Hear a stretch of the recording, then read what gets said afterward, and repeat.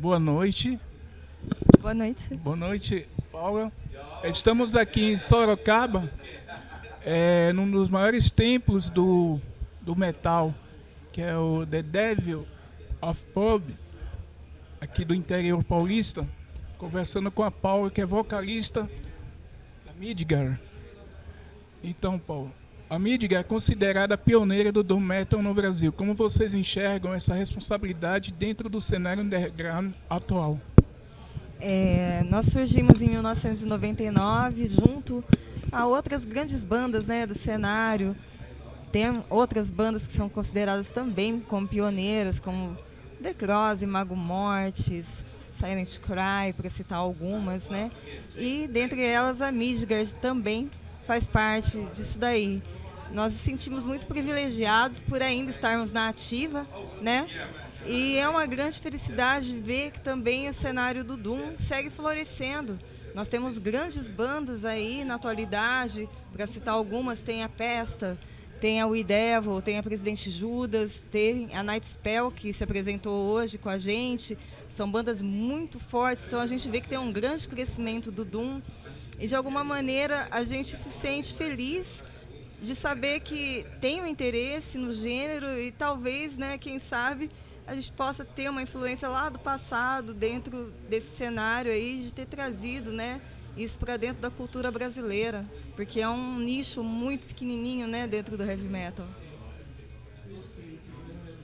A próxima pergunta é sobre como surgiu a Midgar e qual é o processo criativo musical, poético, conceitual.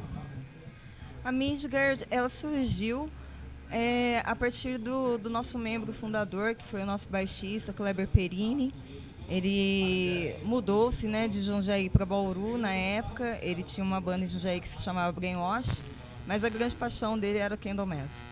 E ele sempre quis ter uma banda de Doom e ele foi formar essa ideia lá em Bauru. Ele juntou músicos de Bauru, né, na época o Marco Fly, que foi o nosso vocalista até recentemente, o Omar Rezende, que é o nosso guitarrista atualmente, né, e o Vinícius Perotto na época.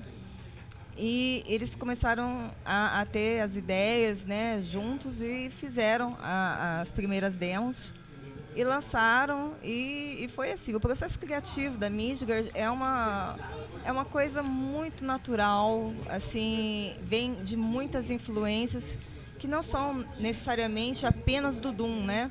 Os meninos, eles escutam uma grande variedade de elementos, não só dentro do heavy metal, mas dentro e fora dele, né? Eles escutam desde músicas folclóricas de diversos países, escutam gótico, escutam black metal, escutam death, escutam todas as vertentes do metal, hard rock e até muito grunge também. E todas essas influências, elas acabam se encontrando dentro da música da Midgard, que é o que transforma ela numa coisa muito peculiar, mas mantendo uma coerência, né? A Midgard já sempre foi uma banda que é extremamente fora da caixa.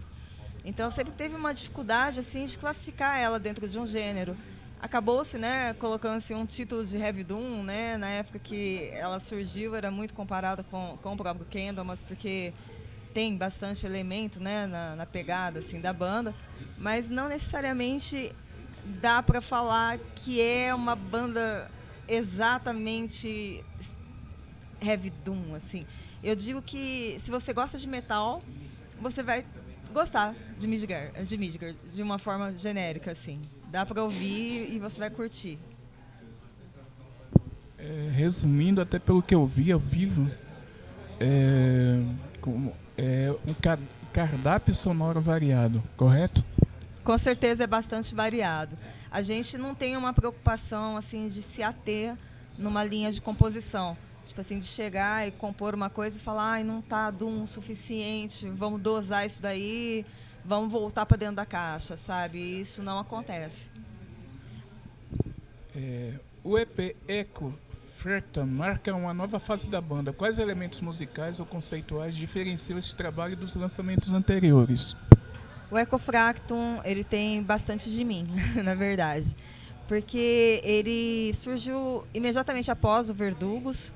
O Verdugos ele foi um lançamento que aconteceu com cerca de 7 meses de antecedência ao Ecofracton.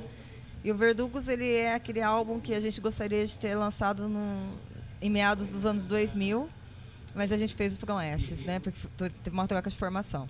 Então o Verdugos ele era o álbum que gostaria de ter sido lançado pela primeira formação da Midgard. Então ele trazia bastante das composições que já existiam naquela fase, né? Eles meio que tiraram da gaveta muitas composições, teve todo um resgate de músicas das demos e tudo mais. Então ele é muito coeso, mas ele traz muitos elementos lá de trás. E no Verdugos eu passei a fazer divisões de vozes com o Fly, a convite dele mesmo, né? Ele escutou eu fazer algumas coisas no estúdio, ele gostou, ele falou, vamos passar a dividir vozes, né?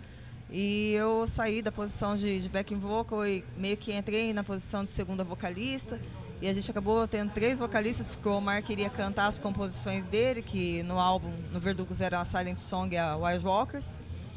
E quando a gente foi fazer o Ecofracton, ele surgiu porque as pessoas que viam o nosso show perguntavam muito quando que a Paula vai cantar mais, sabe? Aí eu falei, bom, vamos fazer um EP de uma maneira que eu possa participar mais, né? E eu acabei botando muito minha mão ali e eu quis regravar a The Dark Feeling of Sadness, que é uma música que, ela, apesar dela estar presente no From Ashes e ser das demos também, eu queria dar uma roupagem para ela. A Black Sunrise do Creator era uma música que ela sempre foi presente nos shows da banda. Ela já tinha um arranjo que a gente fala que foi midgardizado, né?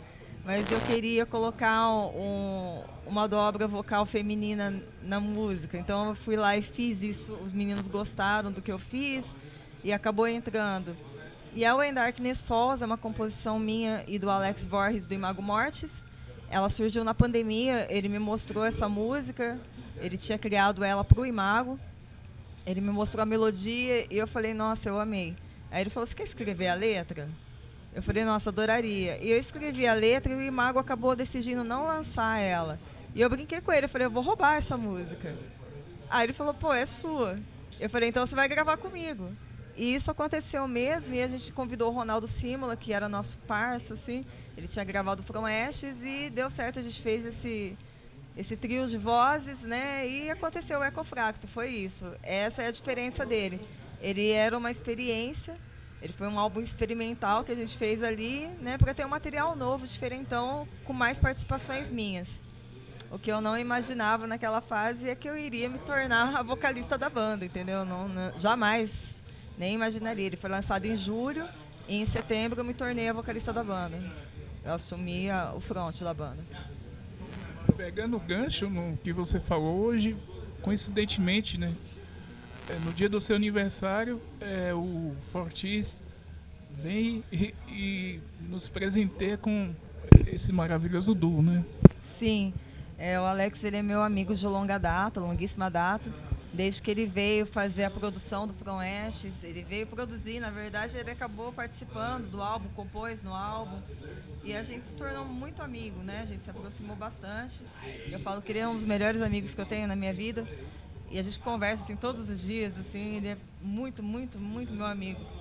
E quando eu falei para ele, eu falei, é meu aniversário, eu falei, eu quero que meu presente seja você vir nessa turnê, participar com a gente, vem aí fazer a When Darkness Falls ao vivo comigo. E ele veio mesmo, sabe, voou lá do Rio Grande do Sul só para vir fazer uma música, sabe, então tipo assim, foi demais. E ele não subia num palco fazia muitos anos, quase uma década, sabe, tirar ele de dentro da casa dele foi assim um feito. O pessoal não vê o Imagão assim há muito tempo. Nossa, e assim, mais especial ainda que coincidiu com o Disciple of Down, com a vinda do lendário Robert Lowe, um dos mestres do metal no mundo, né? Com toda certeza.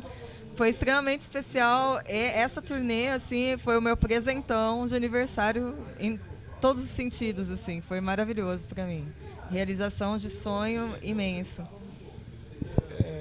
Desde as demos Self-Liberty e Lamour, o som do Midgard mantém uma identidade forte. Como foi o processo de evolução sem perder essa essência ao longo de mais de 2 décadas?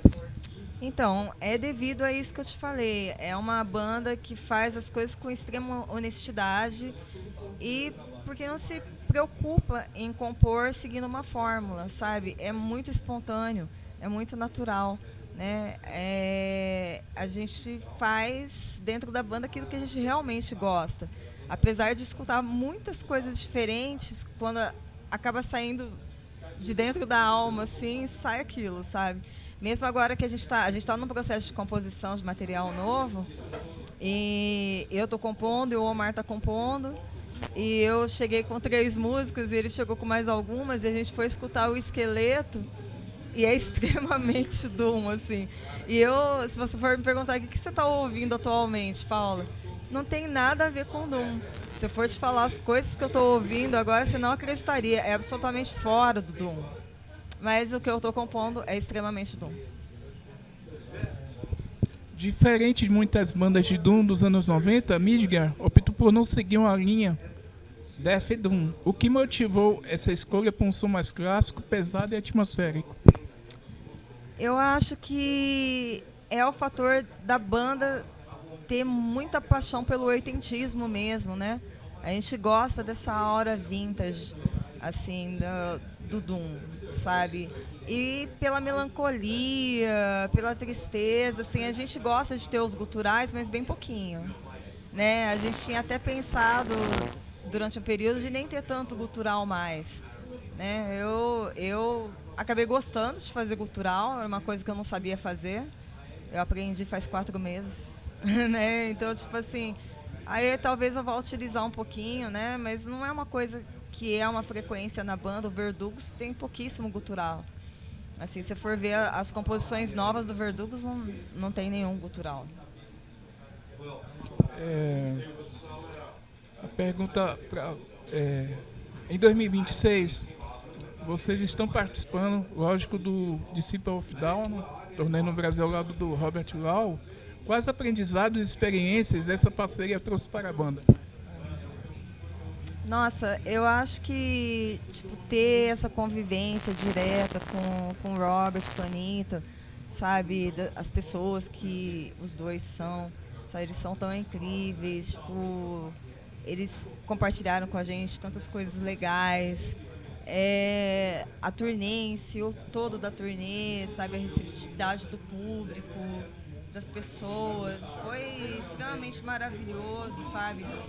Mas acima de tudo, os músicos que participaram da turnê com eles como banda de apoio, eu acho que cada um dos meninos da banda aprendeu uma coisa diferente com seu respectivo instrumento, tipo assim, foi uma troca muito intensa com todo mundo, porque a gente se encontrou muito tanto fora do palco quanto dentro. Assim, foram dias sensacionais, não foi simplesmente uma experiência de você ser a banda convidada que espera no cantinho do palco, aí entra uma banda, sai outra banda e a banda principal nem te vê, sabe? Porque isso às vezes acontece. Nunca aconteceu com a gente deu muita sorte todas as vezes que a gente participou de evento como banda convidada de bandas internacionais, né? Mas nessa turnê, especificamente, a gente teve extremo contato com o Robert e com a Anitta. E assim, a gente está extremamente agradecido e satisfeito, porque ele é extrema influência pra gente, sabe? Nossa, foi incrível. Para encerrar, Paula, para os leitores dos blogs Rock Brasileiro, Underground e Panorama Cultura por Johan Pier, qual a mensagem que você gostaria de deixar para o público brasileiro e mundial, os milhares de fãs do Midgar? Eu queria agradecer demais todo o apoio, toda a receptividade, todo o carinho que tem sido demonstrado pela banda, tem sido crescendo desde o lançamento do Verdugos, né, passando pelo Ecofracto. Todas as vezes que a gente tem estado no palco, nas diversas cidades que a gente passou, a receptividade tem sido muito grande. Cada vez que compartilham com a gente as filmagens, os stories no Instagram, a marcação, sabe? Tipo assim, o contato, as conversas que vocês têm com a gente depois que a gente desce do palco. Tudo isso pra gente é extremamente marcante, é fundamental. Isso faz muita diferença na nossa vida, porque a gente faz todo o material da banda pra vocês. É uma forma da gente dividir um pedacinho nosso com vocês, sabe? É uma coisa que sai do nosso âmago, que a gente quer deixar de legado para o mundo, né? E não teria sentido nenhum se a gente não tivesse sendo ouvido por alguém, né? A gente faz música para atingir alguém, né? E se essa mensagem está chegando em alguém, está fazendo diferença para alguém, isso é o mais importante. Muito obrigado, Paulo. Eu gostaria humildemente de pedir uma foto, né, contigo. E muito obrigado mesmo pela oportunidade e a honra de estar te entrevistando. Desejamos muito sucesso e reconhecimento à mídia. Muito obrigado. Eu que agradeço demais pela oportunidade da entrevista, pelo tempo que você passou comigo aqui e por ter vindo ao show, sabe? Muito, muito, muito obrigada. A recíproca é real quanto verdadeira. Vamos, bora tirar uma foto.